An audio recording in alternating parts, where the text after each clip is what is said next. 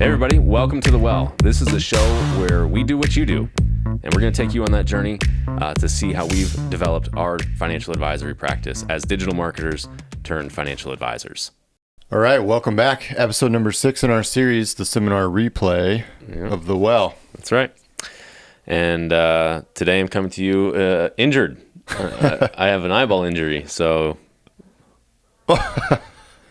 hopefully that's not gross. I can treat it as much as I can. Yeah, let's not zoom in on Andrew on this episode. I'm grossed out from here. Yeah, I almost canceled recording this one because of it. I was like, I don't know, guys. It's going to be a little crusty around the eyeball. And wow. This is too detailed for me. All right, I'm done.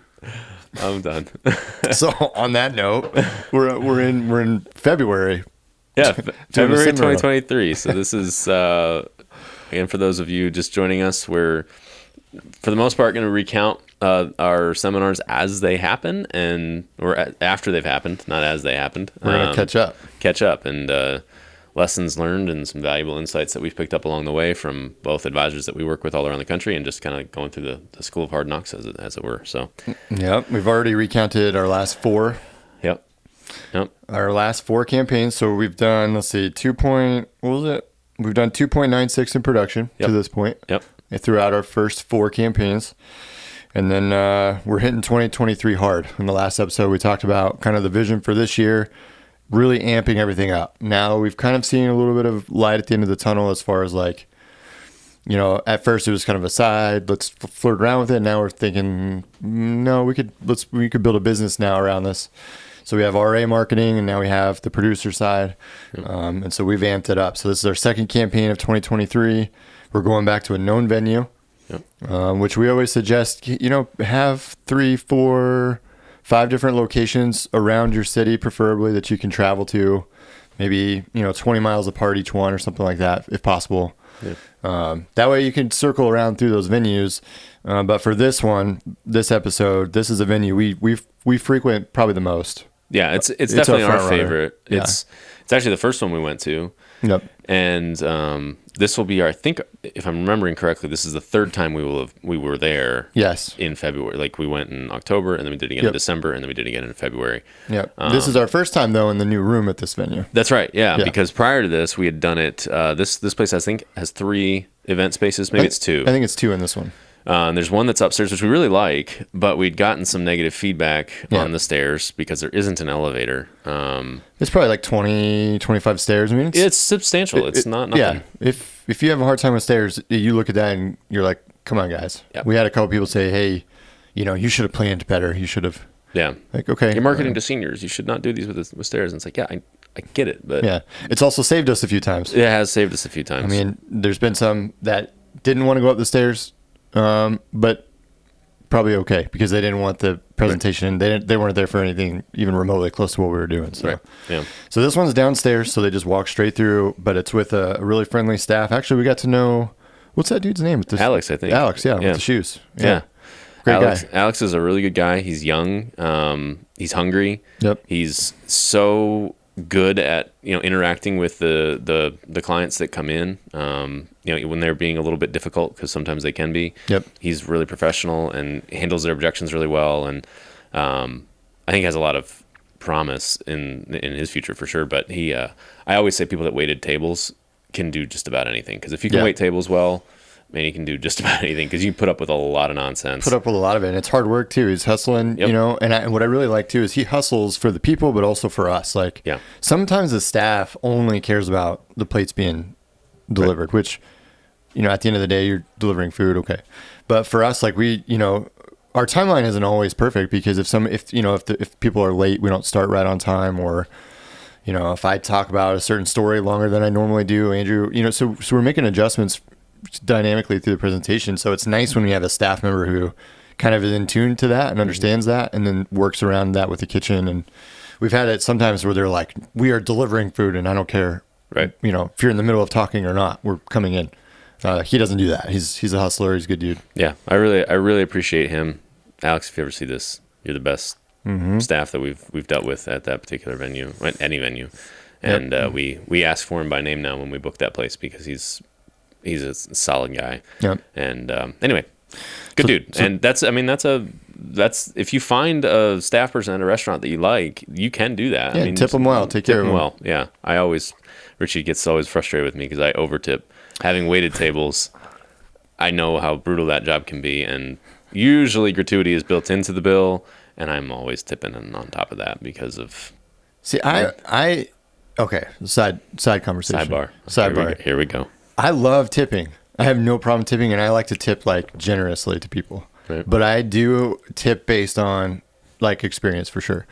Yeah. For me, like if you just do an average job, you just get an average, 20% tip or whatever it is, like just average.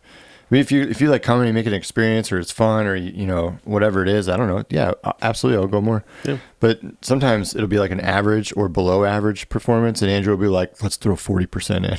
Like, bro, we're not doing that.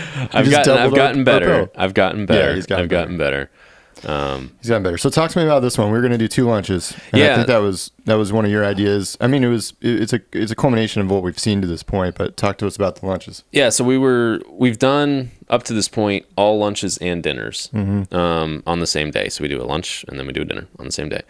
And I don't remember why exactly, but I think it was like I had a wild hair. I'm like, hey, we've gotten really good opportunity out of the lunches and they're much more manageable crowds because they're smaller. Why don't we try to do 2 lunches at 2 different days? Yeah. Up to this point, we've only done them in single days. Yep. And most of our clients at RA, when they do 2 events, do 2 days. They don't do 2 events in one day. Yep. And so I think from like a part of me was like, hey, let's see if we can get good quality out of the lunch.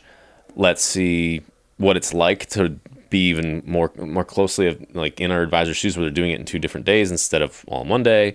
Let's test it. And it turned out good. Yeah. I think what we learned is, and we already kind of knew this, but we learned it even more. The crowd that comes to lunch I think falls into 2 categories. They're older, they're already retired, and so they're not going out for dinner. Sometimes too old, frankly. They're in their early to late 80s, and we've had some that were like 89, 90, and it's like, can't really do a whole lot for you. Yep. Maybe for your kids.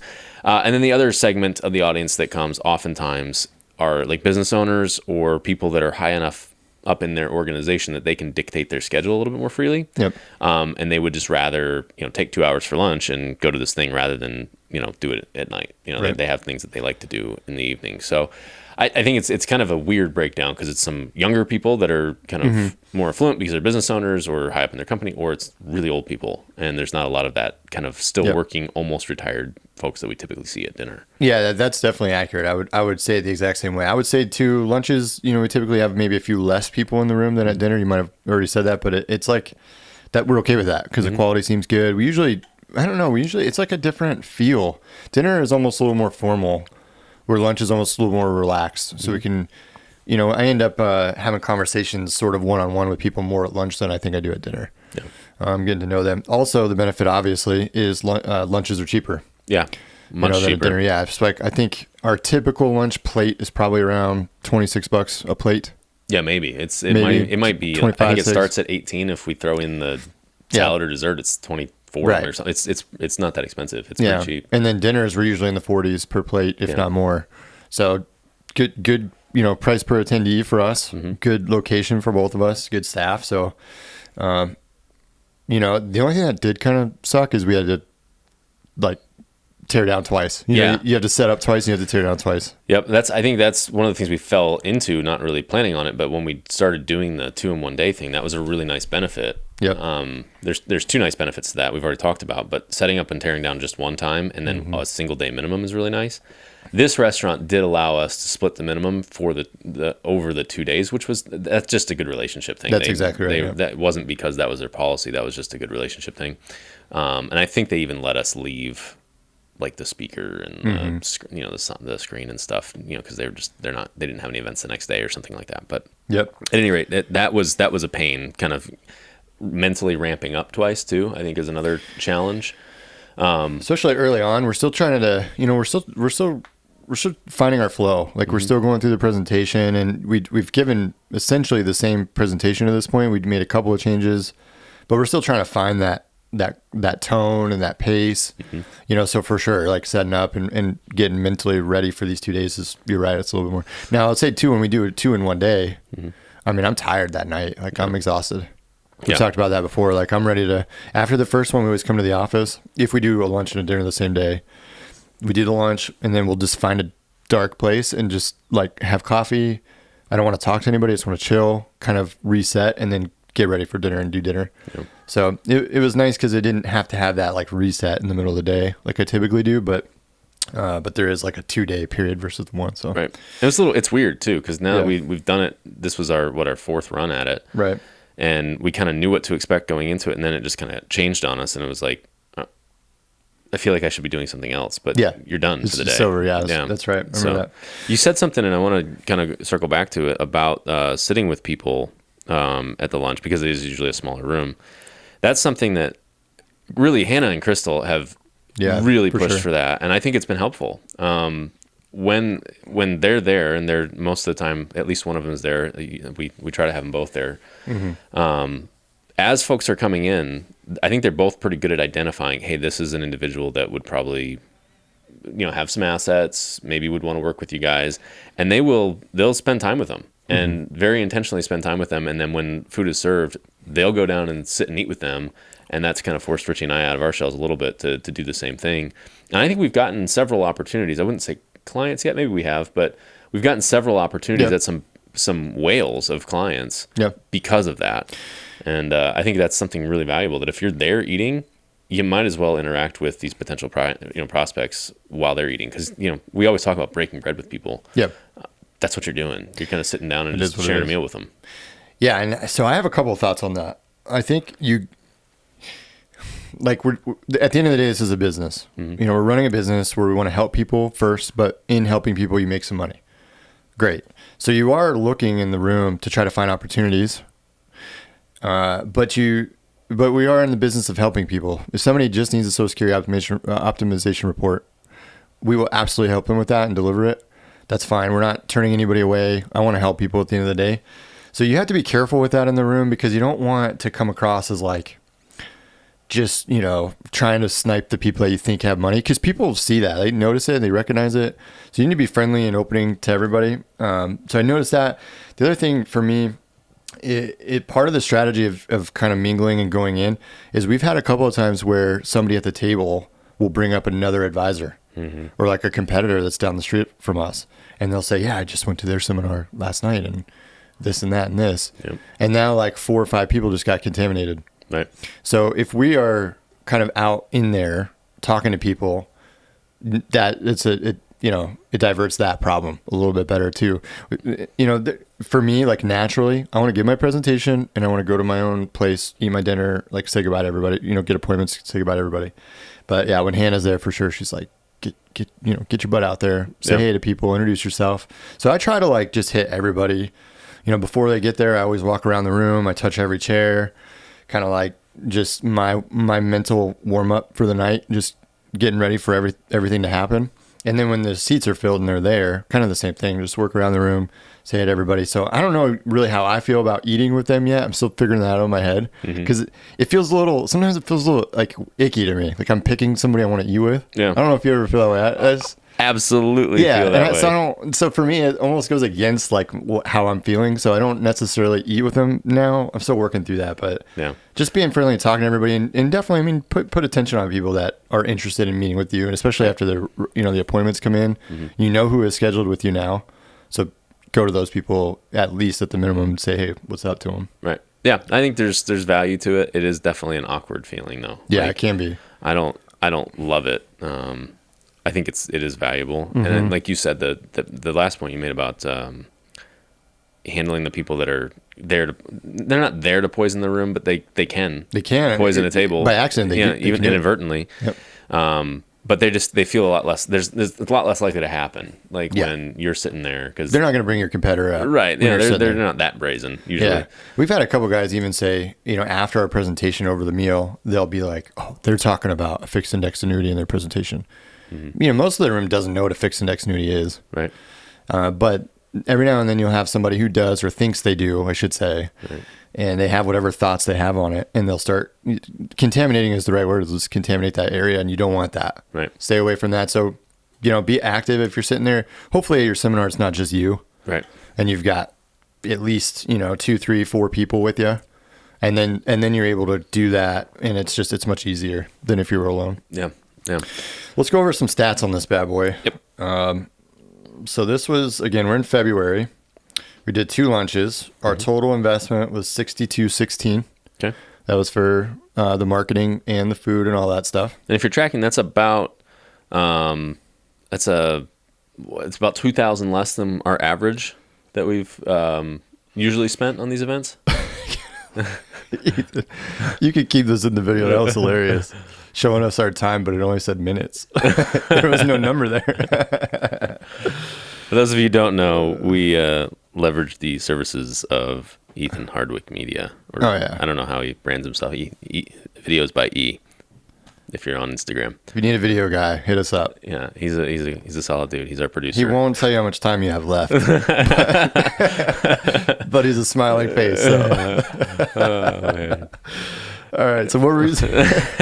So we spent 2,000 less if you consider Yeah. our average cost per. So you said something earlier about lunches being cheaper. That's why. that's why, We saved probably $2,000 on the meal cost overall Yep. by doing 2 lunches instead of a lunch and a dinner. We had 47 household units register. So I don't know how many people that is, but around 60, 65 people. Yep. We had 27 units attend, which was 57.45% attendance. Solid. Solid. It's actually a couple percent above where we were, so we're starting to trend the right way. Right. 11 appointments booked, Yeah. which was 40% of the room. One of our better Yep. conversion rates there. Yep, that was solid. 7 of them indicated over 300K in assets on their blue sheet. Yep. I talked about that last time. We need to bring a blue sheet. Yeah. I want to show that. I don't have one with me. Yeah, front side follows the presentation. Back side is where you schedule your part 2. If you don't know what part 2 is, go back to the last episode because we just talked about how we implemented a part 1, 2, and 3 into our system. And so they schedule their part 2 on the back side of that blue sheet. And we just ask them some questions. I mean, the hardest question to answer is probably that one. Like, if I'm sitting there in the audience and I'm going through, like, okay, we ask them, like, do you own any of the following? And they'll check those off. Okay, but this is the one where we actually ask them how much money do you have, essentially. Yep. But I don't know. People haven't complained about it. I haven't seen. No. Gives us an indication. And people so- know that we're, this is a business. I mean, they don't think they're fooled by anything. So That's right. Yeah. They know what to expect. Yep. So, yeah, I know. So we had good opportunities out, and I think out of those 11 appointments, we probably met with 8 of them. I want to say 7 or 8. 7 or 8. And I think we had 4. Was it 3 or 4 good? I'm trying to recall. This was February. We're in August now, but Yeah, there was at least 2 that we got applications from, yeah, okay. and there was probably 2 or 3 more that were quality. I know there was at least one more that was. We actually took her through a virtual process all the way through, and Yeah, I thought we had her. Thought we had her for sure, and just didn't end up closing it. But Let's talk about those two, yeah, because I think you guys know, if you've listened to this at all, if you've talked to me at all, I don't see failures as failures. Like, that's how you get better. Right. This was a how you get better moment for us. But we took a couple through the seminar, through part 2, through part 3, and they said yes. yep, sure did. And Yeah. we sat down with them that day in part 3. Yep. So this is part 3 is the second appointment. I know it's a little bit weird, but part 3 is the second appointment. Because part 1 is the seminar. Right. And they're like, yeah, let's do it. And so we started like, oh, okay, let's write the applications. And Richy and I hadn't had that happen where it was so like, Let's do it now. Let's do it now. And we've learned our lesson. But so I'm like, well, let's take the application now. And we were using a carrier that, we still use, but their online application process was long. I mean, it was very, very detailed. And it was 2 different products. 2 different products, and there was a replacement going on, so that necessitates a bunch of extra forms and this and that. And man, we had the opportunity there to close, I think, $500,000. They had it for sure. They had it for sure. It was the right thing for them. And so we started with the first one. Yep. There was 100 132,000. No, that's the one we wrote. Well, no, that's the one we started with. Yeah, we only ended up taking one application because it took so long. No, the 132 is the client that we actually moved. I was thinking of Mike and his wife. Yeah, no, this was a couple, and I think we wrote a total of 300 that day between two apps. It was one for her, one for him. It was no, we didn't. Apps. We only wrote one. We only wrote one that day because it took so long. That's exactly right. So yes, so in the meeting, they committed to 300 into two products. Yep. One for him, one for her. But because the appointment took so stinking long, we got through only one of the apps. Yep. And then we were like, we'll come back for the next one. And that was, you guys are shaking your head because that was a huge mistake. Yep. Why did we let them out of the room without doing both of those? I have no idea. Yeah, that was a big, big mistake. And stupidly, I did the smaller of the two, the more complicated of the two first. Yeah. And it literally took us 2.5 hours from when they said yes to when just for one application. So it was like hot in here. Yeah, man, that was so brutal. Yeah. Lesson learned. So the lesson there is that we learned: pre-fill applications as much as possible. If you know what you're presenting and you know what that you're going to recommend, even if you're not confident that they're going to go forward with it, have as much of the application ready to go as possible. Because now that we've learned that, when we do want it, we're maybe 20 or 30 minutes at most. Yeah, and you're going to waste one. You're going to waste some time. Yeah. Who cares? I would much rather be prepared, and when they're here and they say yes, I want to do it, we can do it in 10 minutes. Right. Versus having to sit here for those 2.5 hours. That was just killer. Yeah. It was hard. So the lesson for sure is pre-fill, solid point there, but it's really have a process. So we've had now our seminar and our appointment process down.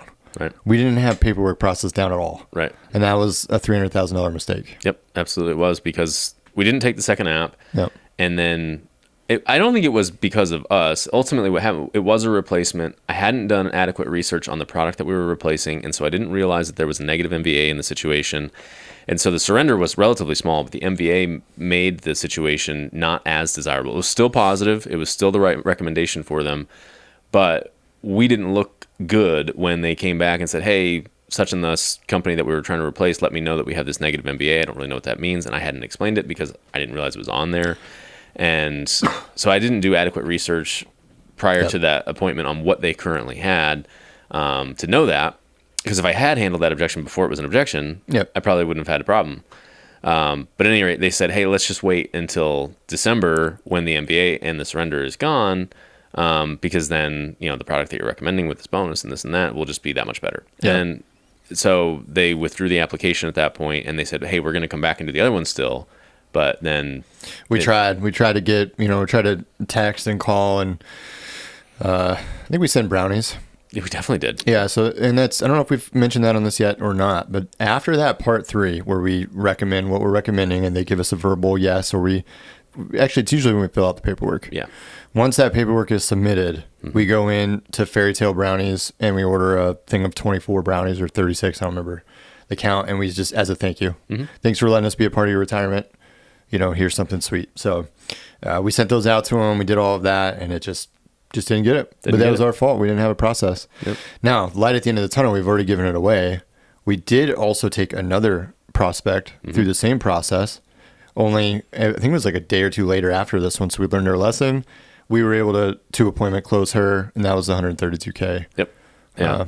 Annuity. Yeah, that was a good one. She's a nurse, and she really wanted to retire, and she wasn't sure she could. And this is one of those where we kind of gone through our process in parts 1 and 2, and in part 3 was one of those times where we actually built out a full spending plan for them. Yep.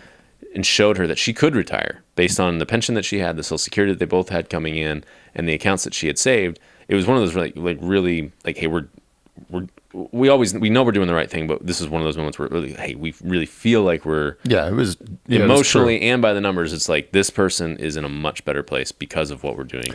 Retire whenever she wants and just enjoy her life. Yep. Yeah. So that was, and she felt that. He felt that. It was one of those things that came in, they saw it, they're like, yep, that makes a lot of sense. Yep. And we were able to pre-fill the app in this case and got that thing done. And we were paid on it 6 weeks later, I think. I mean, it was maybe fast. faster than that. It was quick. A month later. I mean, it was quick. Yeah, it was so quick. It was very, very smooth. Yep. So that felt good. And it put us over the 3 mil mark, total production after 5 seminar events or 5 seminar campaigns. Yeah. That felt pretty good. Which, yeah, heck yeah, man. First 5, you write $3 million. I mean, I'm thinking like we probably left 10 on the table. More than that. More than that. So way more than that. We know that, but if we look at it by the numbers, super successful. We're doing fine. You know, we're in February. We're ready to hit the year hard. Yep. Now, next episode, we're changing things up. That's right. Yeah, we're still in, while Richie and I had decided like, hey, this is a real business, we're going to do this. We're still in that mode of like, hey, let's test things that our agents are doing. Yep. Let's try new stuff and see, you know, what works for us. Is there a way that we can save money on the marketing, this and that and the other thing? So the next episode is going to be a lot different than what we've ever done. Yep, we're going educational. That's right. That's right. We're going to go educational. It's a big change. Big change from this one. So our next episode, we're going to have a lot of lessons learned to share with you. I feel like you're trying to wrap this episode before I get to point out the fact you're not wearing Jordans, though. I was trying to get through it. All right, cut. Ethan, cut it. You know what? These are my New Balance. For Christmas, my youngest, Tarek, got a pair of New Balance shoes, and he calls them his in shoes. So it's just like, yeah, everybody will be like, where are my Nikes? Where are my J's? He's like, where are my ins? Where's my in shoes at? So Hannah and I got a pair that look just like his, and these are super white, and I only wear them basically to church and then just right now. Oh, they look clean. They're good looking shoes. They're not Jordans, but you know. Yeah, they're good. They're everyday kind of comfy. Daily drivers. Daily drivers. There you go. They look great. Yep. They're not your smokes over there. These are good. These I can wear with just about anything, and they look sharp. Yep. I was telling you earlier, I see those at church a lot, and they got the white laces or the black. I like them either way. I like the black. The white just seems like too much white, and the black gives it a nice little little pop. Well, next episode, I think I got a special pair for you. Oh, yeah. I think I know what's coming. Okay. Well, stay tuned, find out. All right.